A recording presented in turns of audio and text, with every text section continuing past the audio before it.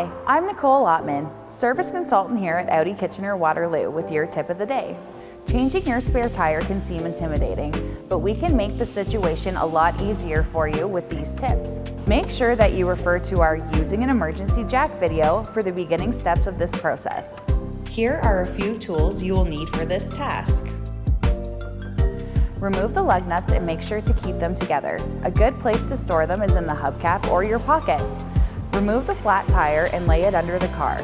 This way, if the jack gives out, the car will have a shorter distance to fall. Rust or dust can sometimes make it tricky to get the tire off the car, so you may have to work a little to pry it off. If a lug nut rolls under the car, just leave it. You should never put yourself under your vehicle. Now, position the spare tire so you can put the lug nuts in place and turn them by hand. Lower the jack until the spare tire touches the ground. Once your car is back on the ground, use the wrench to tighten the lug nuts. It is important that they be tightened securely, so you may need to use your body weight again for some additional force.